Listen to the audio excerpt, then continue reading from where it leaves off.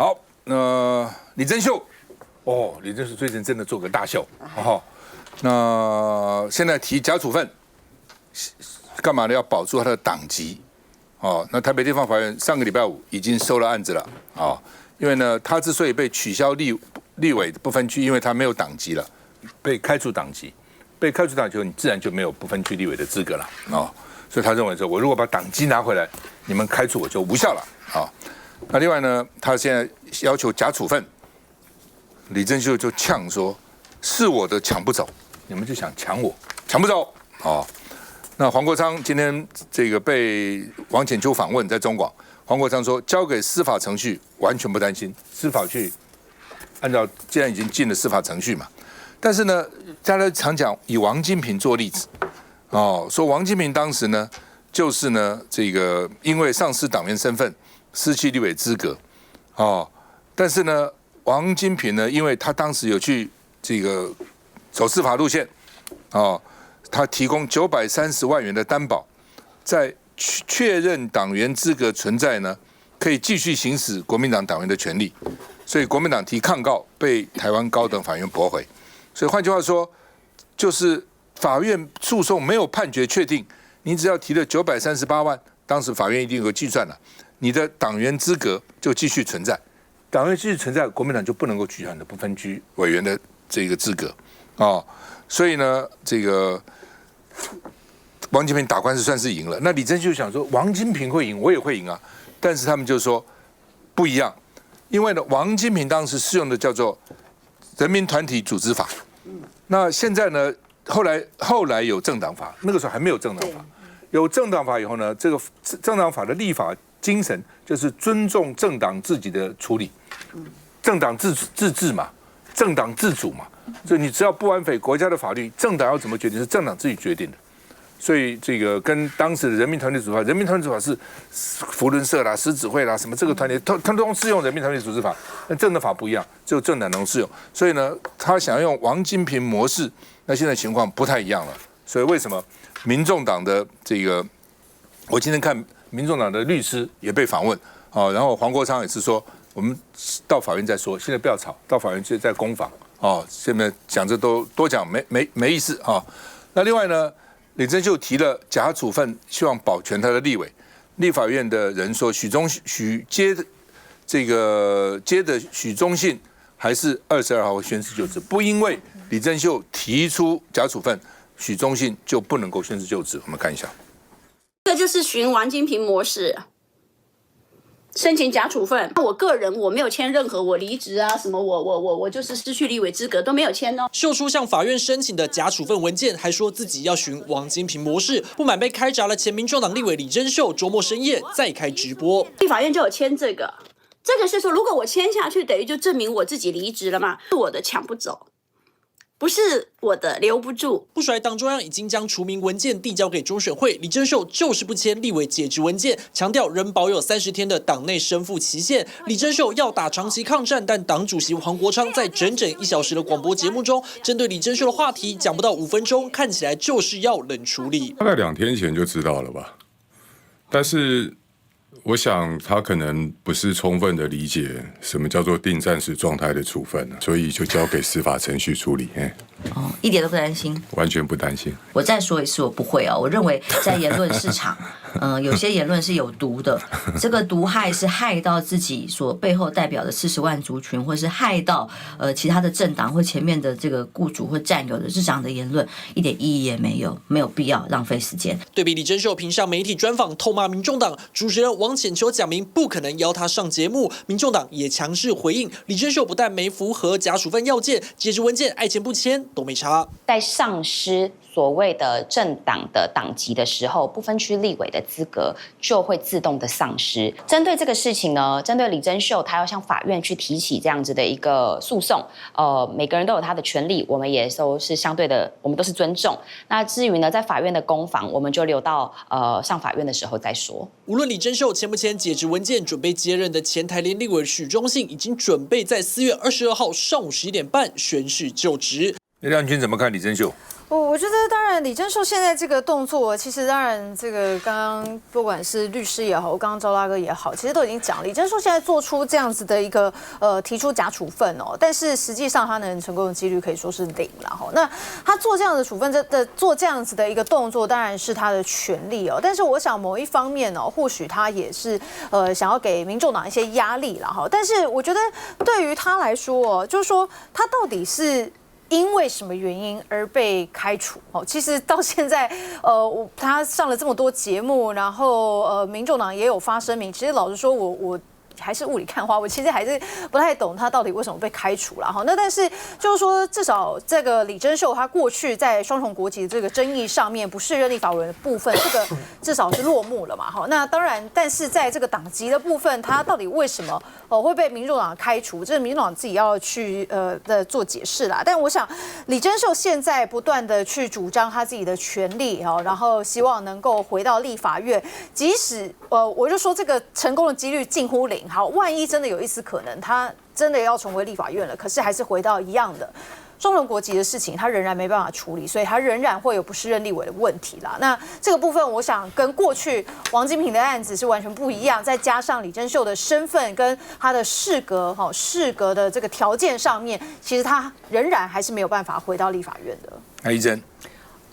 李正寿这个事情呢，其实基本上是尊重民众党的处理哈。但你看到李正寿委员呢，其实他言行不一，然后说话反反复复、真真假假，甚至呢对这个自己党内的，包含像高虹安市长，或是很多的这些从政的一些党公职，其实都有非常非常多一些批评。所以民众党做这样的处理，其实我相信是绝大多数都会觉得是支持的、肯定的。那也包含李正寿委员呢，其实他有批评黄国昌主席说，你怎么改了这个民众党的党徽啊，然后你也改了这个民众党的党歌啊，但问题是民众党的党徽根本没有改过啊，那民众党也没有党歌啊，所以身为这个民众党的不分区立委呢，而且真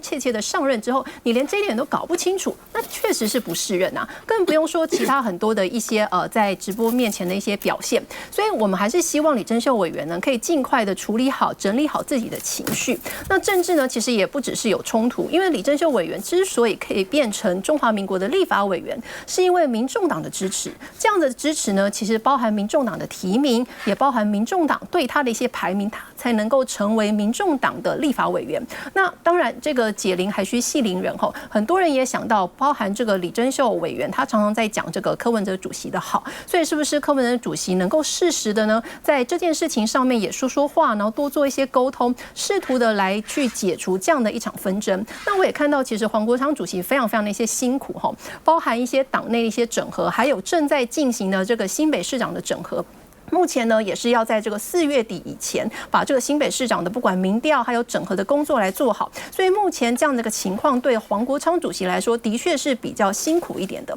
那当然，新移民陆配其实已经是中华民国不可或缺的一份子，包含国民党，再包含民众党，都希望新移民不管是哪一个国家来到台湾落地生根，变成我们的一份子，包含陆配都可以好好的去执行他自己的参政权。但是呢，李正寿的个人的一些行为表现，我相信是不能代表所有的陆配族群的。好，刚刚讲王金平这个案子，我再仔细看一下，他之前提供930万是官司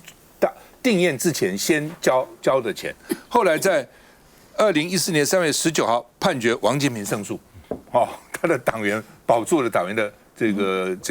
地位哈。为什么？法院认为国民党中央考纪会不是人民团体法里面的依照民主原则组成，不能取代会员大会执行除名权限，就是人民团体法是会员大会才能取消一个会员的权限，但国民党它的组织它就不是一个跟一般团体还是不一样，所以那个时候因为没有政党法，所以当时就根据人民团体组织法，王金平根据这个打赢官司，但现在有政党法，我想政党法后来之所以立法，跟这个可能也有关系，各政党觉得说那政党都没有一个法律最先他们是很多政党是反对有政党法的，觉得政党法是要约束我政党管我政党。后来他发觉说，政党应该有一个法律，它在里面的这个处分啊、表决啊，这个各种方面才有一个依循免得话它跟一般的团体是不一样嘛。那你要比照一般的团体，好像又很奇怪所以后来就有一个政党法，所以按照政党法跟以前的这个人民团体组织法又完全不同了。休息一下再回来。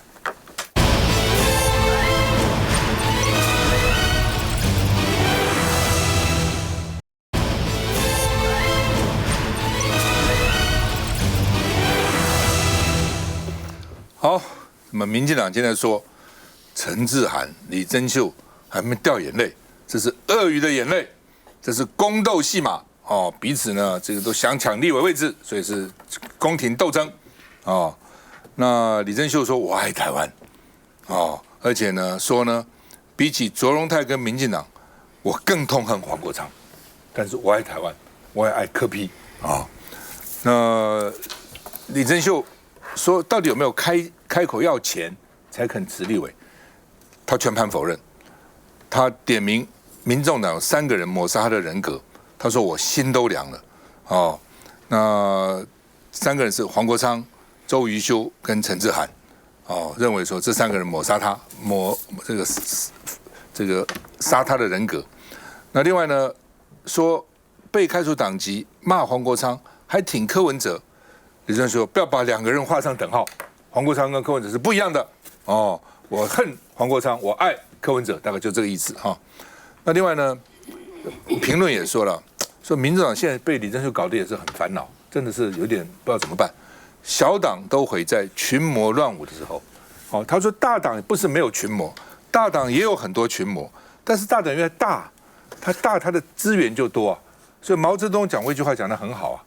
哦，他说呢，这个庙小妖风大，池浅王八多。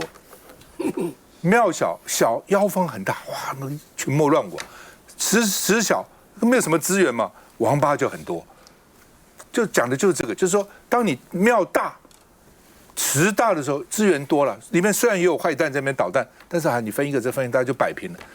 庙小就那么点资源，你要抢就斗争，然后这个打那个，那个打这个，到最后呢，把这个庙也搞坏了哈。来，我们看一下。我忍不住觉得陈志汉还有李珍秀他们2个的眼泪都是鳄鱼的眼泪，意思就是说，我认为民众党这场自己家里面的宫斗烂戏，会不会到时候他们2个手牵手来个大和解，然后继续霸占版面呢？所有的讨论还是要回到李珍秀的双重国籍，还有民众党用这个双重国籍的身份操弄了这个对于不分区的资格这件事情的法治态度依然很不清晰，这才是现在民众党最大的问题。来，杰凯，你解释一下到底怎样啊？民进党跟绿营啊，在批评李珍秀说他鳄鱼眼泪，结果你要一直要他上媒体去骂人。好，我觉得珍秀可以考虑一下，真的可以适度，然后可以停看听一下，因为民进党就是故意要你去骂人，这样下去对自己可能也不好了哈。包括你提这个王金平这个模式，它时空背景真的是已经非常不一样。那时候马王政争那个9月政争的时候，那是2013年是用人民团体法，所以会成。可是现在完全不一样了，我们的政党法在2017年的11月已经通过了。那现在政党这个规范是不一样的，所以循王金平这个模式是不会成功。更重要是我刚提的，民进党一直故意借着你的嘴巴去骂人，后来会不会伤了自己？可能真的停看听，可以稍微真的可以停一下了哈。另外很多这个旅游跟观光业者说，知道我今天来上赵大哥节目，他一直要讲一个非常重要的事情哈。观光跟旅游本来是台湾非常多的一个利多，可是呢，去年的统计，我们出国的人1800多万进来的哦，只有800多万，整整少了1000万哦。所以我们去年的这个逆差，观光逆差是多少钱？7000多亿。所以现在观光旅游业者很多这个游览车业者都苦哈哈的啦。但希望说这个10大利多进来以后，包括上海跟这个福建的这个团进来，自由行或者观光业这一块，可以整个可以活络起来。所以这次许淑柏才会这么生气啊！他呼吁民进党政府，你不要站在人民跟产业的对立面。他是直接讲了，而且白沙屯、妈祖、大甲妈、基本上都是开始在绕境啊，对不对？那你在就抓啊！你们民进党政府为什么一直在抹黑产业、抹黑工商业？人民的声音是很清楚的，人民认为说，如果我们逆差有7000多亿，然后现在刚好有一个机会，那就让大家可以赚钱啊！像我在嘉义非常清楚嘛，我有阿里山，那我们的旅馆就受到现在两岸搞成这样子，民进党一直在抹红抹黑，弄到后来，整个那个观光业都受到很大影响啊。游览车也受到影响啊，所以他们今天说叫我一定要表达，我也清楚表达的同时，我也清楚的讲，就是说我赞成赶快让这个观光业是这个两岸这个会台这个里面跟观光跟旅游有关系，还包括农产品，不是只有卢秀燕赞成，这个许淑华赞成，绝大部分我相信绝大部分的乡镇这个县市长跟候选人全部都是赞成的。我也呼吁，现在大家就去问民进党那些县市长候选人，你们到底赞成还是反对？包括嘉义市的王美惠，你要选嘉义市长；台南陈廷辉，你们一路上问过去，民进党的县市长请出来讲，当人民可以安居乐业，可以多赚一些，我们观光跟旅游可以再兴起的时候，你们真的是反对吗？那位李珍秀的事情呢，你可以看到民进党这里面它是兵分两路哎，绿媒偏偏邀请他来，用他的口来修理白银，间接修理到蓝白合了，所以这个是一石两鸟，一石好几鸟啊。然后他们的党团干部拼命的记者会拼命讲，回归到这个国际法，回归了国际法，所以怎么样，还是抱住他的神主牌啊，还是他这个要台独那一张牌，还是拿出来啊。国际法不要忘了哦，当那时候在修理李珍秀的时候，用国际法在修理的时候，蓝白就相挺了，蓝白就相挺了，我也挺了。这里面怎么是国际法？国际法不通啊！你回归中华民国宪法，没有这个东西啊。他不是他被开除，不是因为国际法被开除，是因为后来他自己突然突扯又去骂高虹安这些东西啊，然后后来又讲一堆，又在绿媒里面讲了一些话，在修理这个黄国昌，修理谁？那是让这个民众党的他们的这些党员们觉得受不了了，就觉得够了吧？是这样子的。我觉得他整个结要把它弄清楚。我觉得民进党不需要等于这个也见缝插针，看到这个机会哇，要把这个国际法拿出来，最不需要谈的就是国际法，因为他今天整个来讲，他不是因为国际法的问题。第二个我要提一下李珍秀。你既然一直在讲说你都这个那么爱护这个柯文哲，这个一切都高举柯文哲的时候，你要不要替柯文哲想一想？你这样做到底是帮了柯文哲还是害了柯文哲？你整个来讲，民众党老实讲，他只要再讲一次，对民众都伤啊。那现在的话，期待再选嘉义市长他这个人很棒，这个你看思路非常清楚，这么优秀的一个人，蓝白共同的支持他，可是。蛮没堪力的。如果李珍秀这样子一直在媒体这样子，然后就是戳自己，戳民众党，间接就戳国民党的嘛。这个蓝白现在这个基本上我们是蓝白合一起在打这一次的地方选举，特别是首长的选战。你再多几次，我觉得对张启凯来讲都不是太好了。珍秀赶快停下来，整理情绪。我觉得李珍秀这个事歹戏拖棚大家真的很希望他停住，可是现在他停不住呢，主要就是因为绿营见缝插针啊，好高兴煽风点火啊，把李珍秀弄来啊。一方面他又会乱爆料啊，又受不得这个主持人稍微这个传舵一下，他就会讲出很激烈的言辞啊。哇，那绿的就看得很爽啊，就有收视率跟点击率啊。我觉得他其实是陷入一个非常负面的循环呐。那李珍秀他要采取法律行动呢，这固然是他的权利，可是他万没有可能循王金平模式。一个原因呢，就是人团法呢到政党法呢法律的改变，这个刚才大家都讲很多。另外一个，大家千万不要忘记了，王金平的事情发生的时候，他本人是立法院院长，所以他对立法院的行政人员有掌控力。大家记不记得那个时候，他一个技术性的在杯葛什么？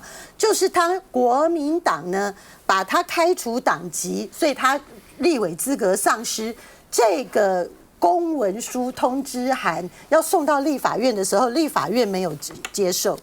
也就是说，从立法院的角度呢，王金平丧失立委资格的这件事情不成立。然后他当时不成立的同时呢，他就立刻去告。然后立刻呢用假处分，你看他还拿出了900多万假处分呢，把他的资格保留住。可是李珍秀没有啊，对不对？政党法改变啦，然后他的立委资格丧失已经全部都成立啦，你现在才去什么假处分，然后你现在才去维护党员资格。当然，他维护党员资格这件事情有没有机会，我们不知道。但是呢，他立委资格肯定没有。那你这些事情，李珍秀又在那边哭喊说他要养5个孩子啊，很穷干嘛的？你打官司也要花很多钱呢，你假处分也要拿很大一笔钱，跑去放在法院呢，你真的有钱做这些事吗？那你有钱做这些事情，你之前闹这些事情，是不是反而连很少数这社会同情他的人已经很少了？可是你越这样继续闹呢，同情他的人会越少。那我觉得某种程度，李珍秀也很对不起陆配还有新住民这个族群，因为本来并不是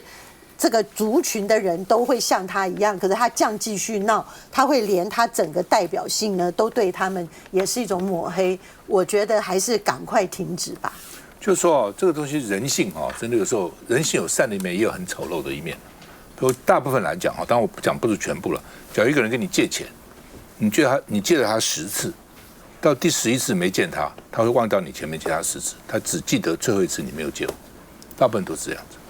所以李珍秀这个 case 也一样嘛。就之前你看大家对他多好，民众党愿意提名你，就对你很好。然后为了陆配，为了这个国籍的问题，在立法院这样帮你护，这样帮你护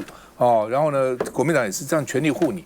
然后后来你自己想，为什么要党籍处分你呢？你自己做了什么事情，你自己不知道吗？然后在这种情况下，好吧，就算是这次你不爽，之前人家也帮了你嘛，通通一笔抹杀，只记得这一次，然后就狠狠的非把你毁掉不可。现在就这个样子啊！我跟你一起，你要毁我，把你也毁掉。他的心态就是这样嘛。休息一下再回来。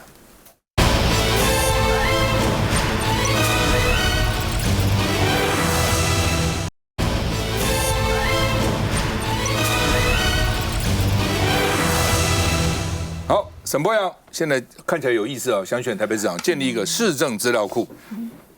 民进党现在问题是，他们认为好的、比较有资格的都不来。那所以沈伯洋看起来，沈伯洋讲了，党需要我就出来，所以建立一个市政资料库。蒋万安就说，城市愿景不是只靠数据嘛，你用 AI 什么，那是可以辅助了，不是只靠这个来经营市政来带领管理市政。那现在呢，这个曹新成出来了，曹新成沉寂一段时间了，然后大罢免的时候很热心呢，他说呢，沈伯洋是绿营不二人选，而且说蒋万安绝对不敢跟沈伯洋同台辩论。那另外呢，这个吴思瑶说，沈伯洋现在要被提名台北市只是等程序而已。事实上，沈伯洋之前就说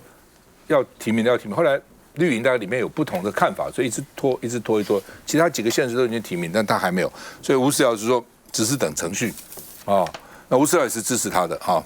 那另外呢，杨惠如就说曹新成、沈伯洋，曹新成那个时候大罢免32-0。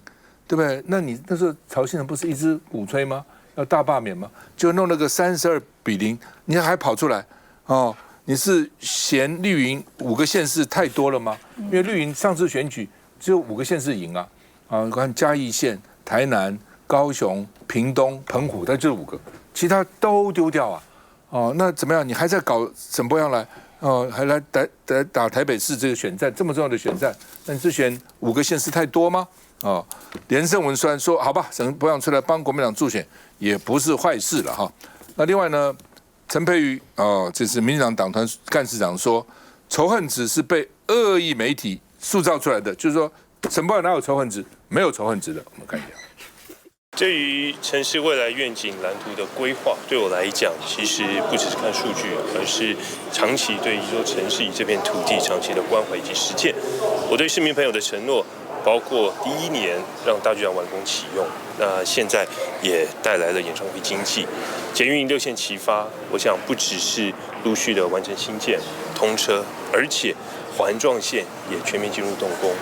包括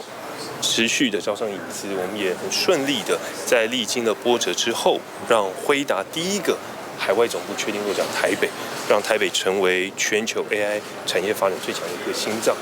蓝军怎么看？我想沈伯洋因为他前几天大概有来台北市议会了那一天他也有来到我的办公室那当然他也是想要了解一下台北市的状况那现在大家讲说他有这个所谓的市政资料库，其实是这样子。那一天普马就是沈伯洋他就是有讲到说，他其实把过去10年所有台北市议会不分党派议员的质询全部的把用 AI 然后数据化、统计化，然后把大家最关心的议题全部扫过一遍。那我觉得得其实这都是好事情啊。我想大家在市政的议题上面，如果可以发现过去这10年来台北市整个系统性的问题，不分党派，过去柯文哲执政，然后现在是蒋万安，过去这10年来有哪些问题仍然还没有被解决？那我觉得这是一个好的开始嘛。那所以接下来如果沈伯洋他真的要来挑战台北市的话，我觉得这样子的一个市政资料库来说，是一个很好的起手式，就是说从过去不分党派议员对于市政的监督，对于市政的关心，那市政府有没有给予正向的回应？但如果没有的话，那现在这一些资料库都可以成为他接下来在政见上面也好，或者是接下来在这个选举的战略上面也好，这都是他很重要的一个 database 啦。那大家当然对于沈伯洋比较多的了解，可能是过去在立法院，就是大家觉得他在这个抗中保台或者在红色渗透上面，他有他的这个主张跟立场那当然这都非常明确。但是我想过去沈伯洋其实对我一个这个念法律系的人来说，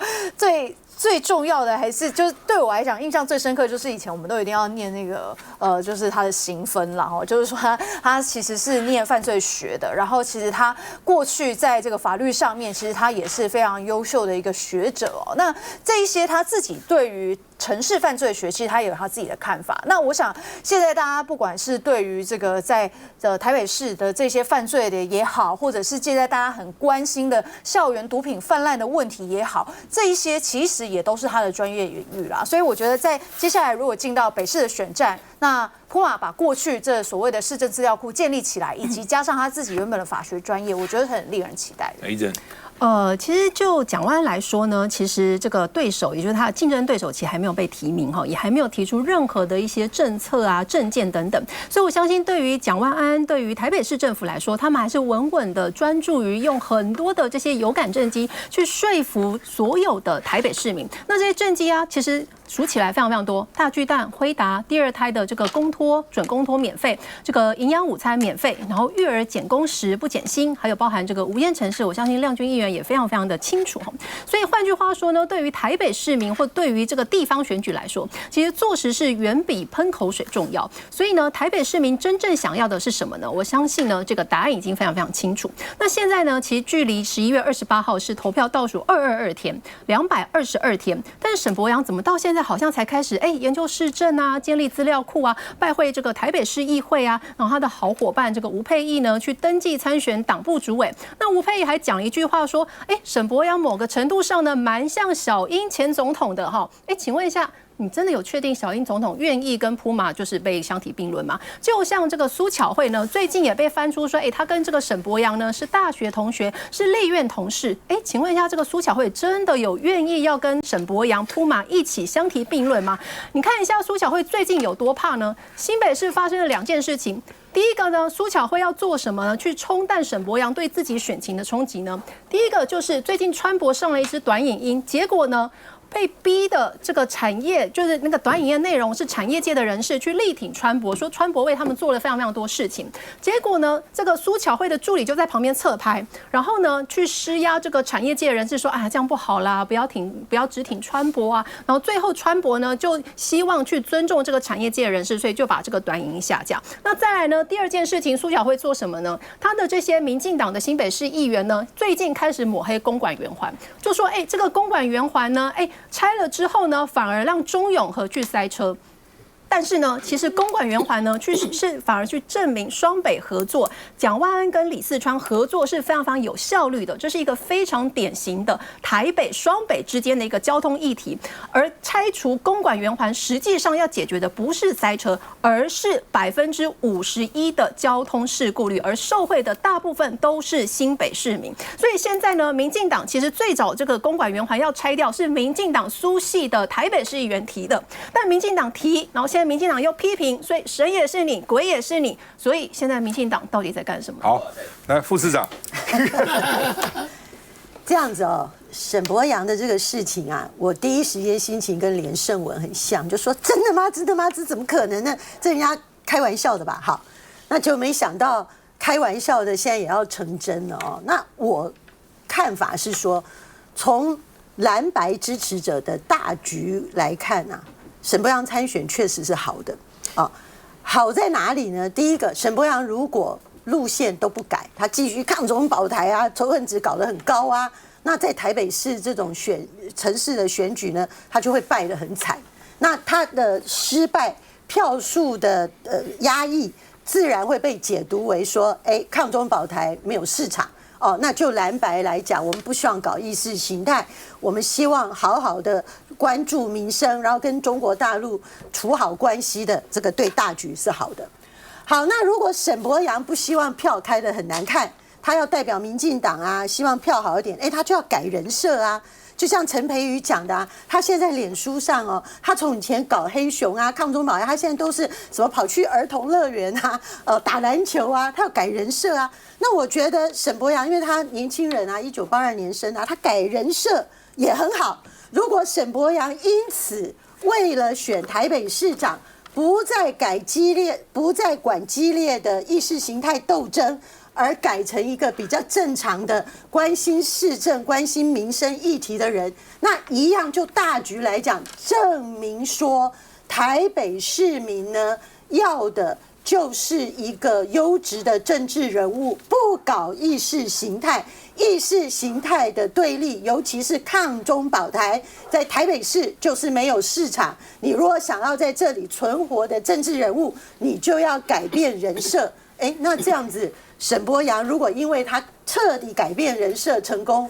因而他的票好一点，那我觉得也是一个稳健入时路线的正确的胜利。所以某个程度，如果民进党到最后不考虑其他，就是非要沈伯洋不可，那路在前面，你就来选择吧。我预估啦，刚才永平其实都分析得非常好，好几个面向。但是我预估啊，这个未来黑股被你们少了，气喘的没办法去忍受咳嗽啦。他最专长就是什么认知作战啊，就跟人家戴红帽啊。各位马上想到在罢免案的时候是怎么样？他冲出来跟这个曹兴诚冲出来讲什么？你不认同罢免就是中共同路人，就这样子啊。然后说你是共委立委啊，这些东西都是随便抓到一堆啦。这种东西大家就看嘛，因为它要经过检验的啦。所以到后来，我认为选战的后来，他要民进党要先顾他的基本盘，基本盘一定要稳住。所以这时候变成什么？抗中保台2.0了，罢免案2.0在台北市重演，一定，我认为一定这条路跑不掉。因为他如果没有这样做，他就不是沈伯洋啊，他就不会选举啊。请问他有选举过吗？他是不分区的。但是他的专长就在这里，就专门给人戴红帽，专门给人抹红。他的专长在这里。你说选举的时候，他通常不要这个哇，我开始就是去那个 plus 加减 plus 要，但是这个东西它能够吸引他的深绿的支持者，那他需要这一块啊，否则基本盘都看不出来。不要忘了哦，上一次蒋万安面对的是黄珊珊 plus 陈时中，有一阵子陈时中的满意度多高啊！陈时中一样败下来，沈伯洋最少要保住陈时中的票啊！这个东西是他的一个很大考验，否则的话就会外溢效果。外溢效果到哪里？到新北市一定影响苏巧慧，而且会进一步影响2028。休息一下再回来。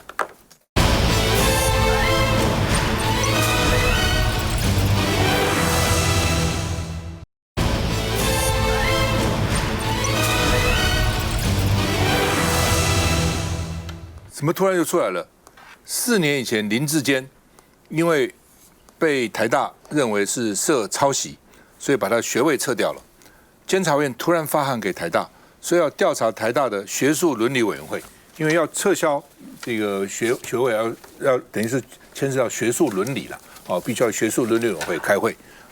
所以呢，台大接到通知了。那现在台大的社科院长苏宏达教授，人家问他说你感想怎么样？第一个很错愕，4年以前怎么现在来？第二个很难过，怎么监察院怎么干涉到台大的学术的独立来了？那另外呢，所以监察院现在发函给台大，为了解据述，他说有人来跟他们投诉，国立台湾大学某论文审定委员会与学术伦理委员会的相关审查机制标准容有疑义等情案需要，然后请到院说明，就是说他们是说并不是我们主动的啦，就有人来投诉了，所以呢，请你到监察院来说明。所以监察院通知。那另外呢，这个在野党就骂了说，没有下线呢，是不是4年以前对不对？台大你还要去调查人家那这样要威胁人家以后不能够对这样的事情不能够这个独立调查，是不是啊？那王宏威委员质疑说呢，是不是今年是大选年了，所以监察院要重启调查，碰到选举就要调查了那苏宏达说他愿意受挑战，希望公开审定报告书。他们一定有个报告书嘛，而且监察院将来也会有报告书，是不是大家公开来讨论，到底你怎么来查我们的那另外呢，苏宏达教授说，国家怎么会沦落到这个地步？怎么会沦落到这种地步那当然，这媒体联合报就是说，你那个球场，林智坚担任新竹市长里面，他这个当成政绩的市立棒球场，当时开幕。让富邦悍将的球员钓虾林哲轩，现在退休了，在内好多名球员都受伤了，因为那个土地地上不平有砖块什么乱七八糟建筑的这个废弃物等等。那日前富邦悍将的领队叫陈昭如谈到林哲轩当年的受伤，也坦诚就是因为这次受伤让他被迫提前隐退。运动员最怕受伤，运动员当然有很多是自己的运动伤害，比如投球一定要超过能力投，没办法，这种事因为你设施不好，那个设施他一定相信这个场地设施一定要非常好，怎么场地让他受伤呢？所以当时也有人去说这个球场有弊案，监察院拖拖拉拉调查到现在没个结果，结果还想帮这个小智来林智坚来翻案，我们看一下。我是原创。绝无抄袭。20229合1大选之前，要代表绿营征战桃园的林智坚遭控抄袭，被台大、中华撤销硕士学位。如今时隔4年，监察院发函台大学伦会。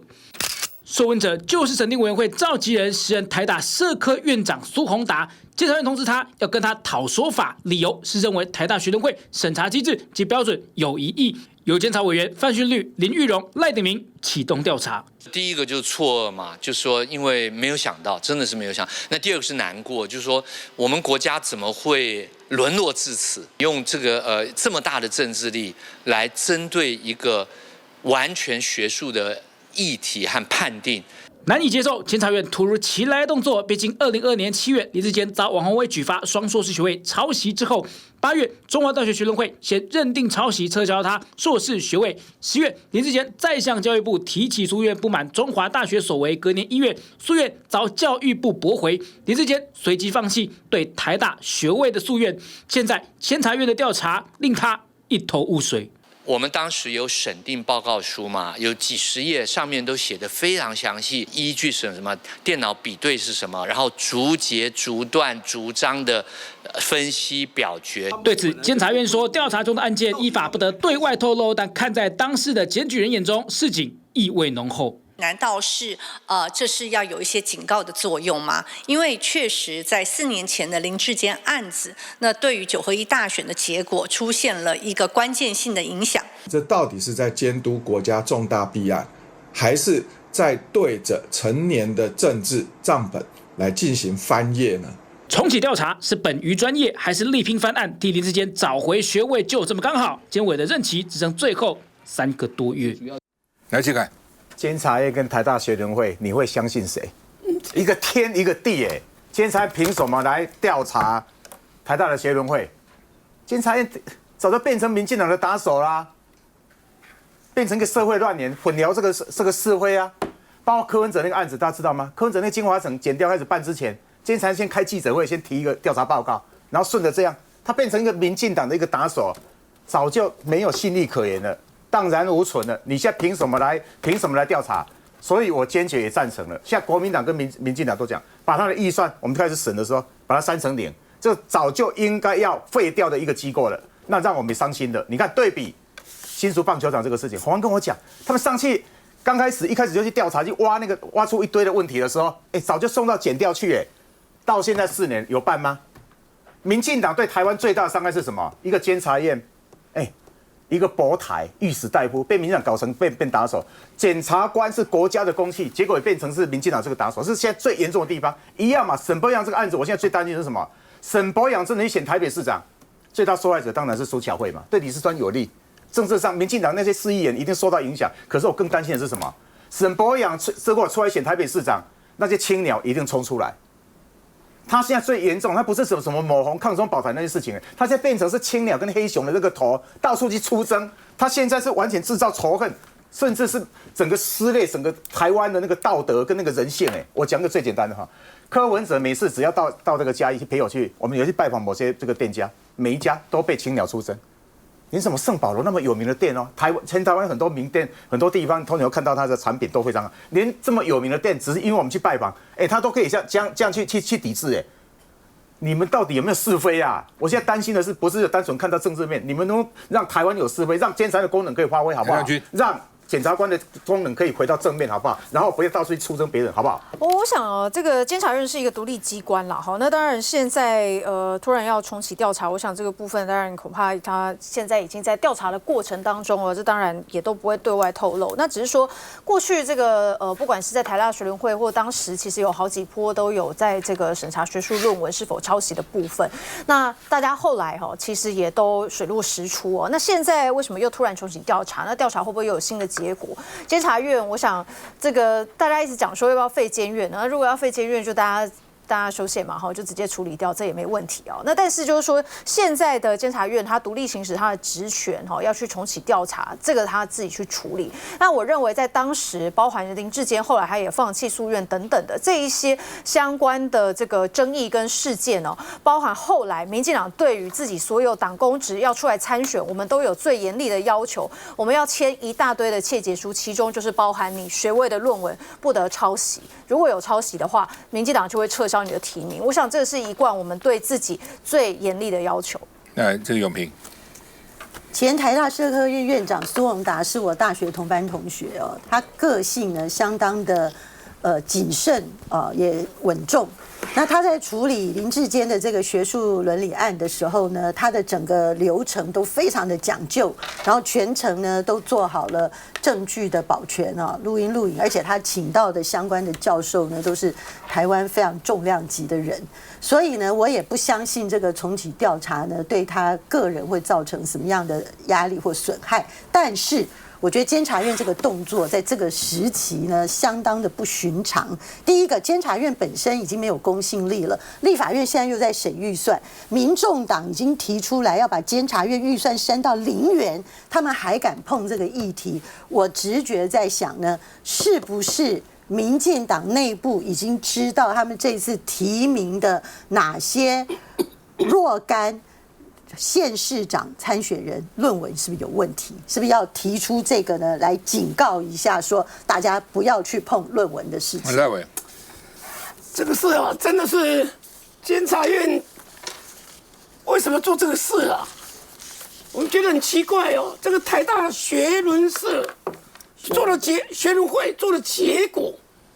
你要把它推翻吗？还是怎么样？而且这个事情对林志坚的伤害难道不够大吗？已经到2022的时候，很多人讲说民进党大败跟这个原因有相当密切的关系。我不知道他这个事情要翻案，到底对民进党是好还是不好？所以清清楚楚看得到，这是一个政治上的操作。最近就在监察委员要提名，这个时候本来说民众都是不要提了，看这个样子，大概很难再提名的。那一真。这个民进党执政底下的监察院其实是劣迹斑斑哈。那现在要查这个林志坚案呢，这个3个监察委员其实他们的任期也快要到了，是到今年的7月31，所以很明显的，这个就是监察委员的毕业作品嘛，用自己剩下的3个月继续为民进党服务，用尽自己的剩余价值，就为了向民进党求表现。再来第2个层面呢，这个就是政治力深入校园啊，你要去查台大，这个不就是政治干预学术？